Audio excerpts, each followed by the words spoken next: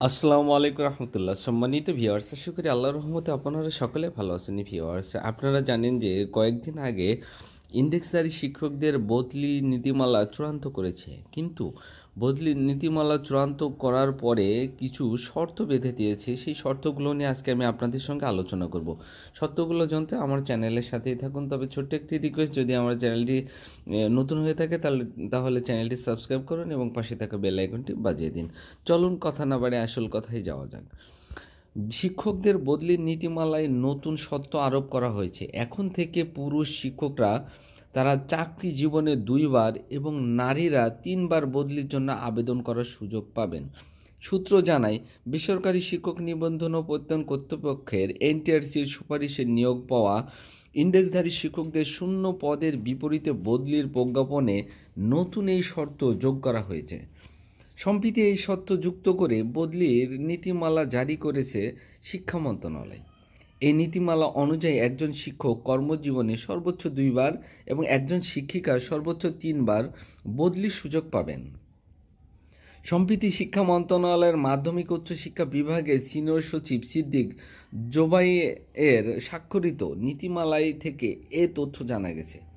নতুন প্রজ্ঞাপন জারির সাথে গত 1 আগস্ট জারি করা নীতিমালাটি বাতিল করা হয়েছে।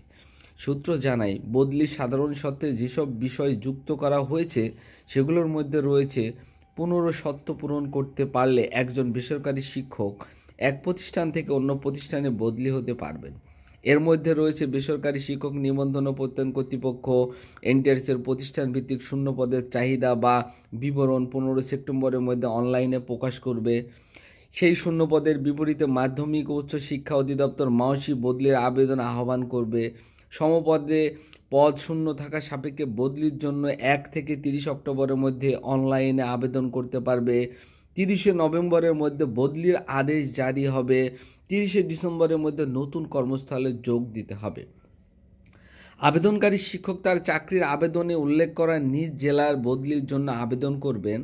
তবে নিজ জেলায় পদ শূন্য না থাকলে নিজ বিভাগের যে কোনো জেলায় বিদ্যমান শূন্য পদের বিপরীতে বদলির আবেদন করতে পারবেন।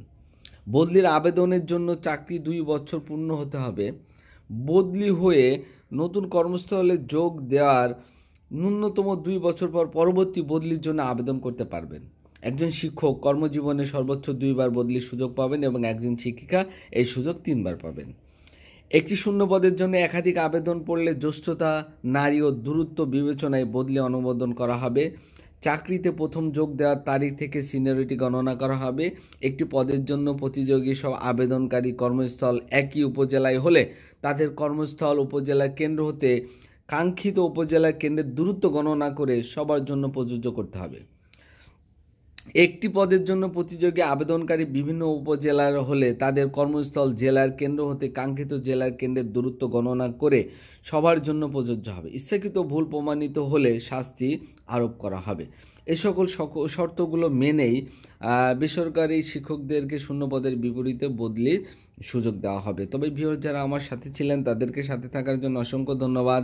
আরও নতুন কিছু তথ্য পেতে যারা এখনও আমার চ্যানেলটি সাবস্ক্রাইব করেন, অতি দ্রুত চ্যানেলটি সাবস্ক্রাইব করুন এবং পাশে থাকা বেল আইকনটি বাজিয়ে দিন। আসসালামু আলাইকুম রহমতুল্লাহি ওয়া বারাকাতুহু।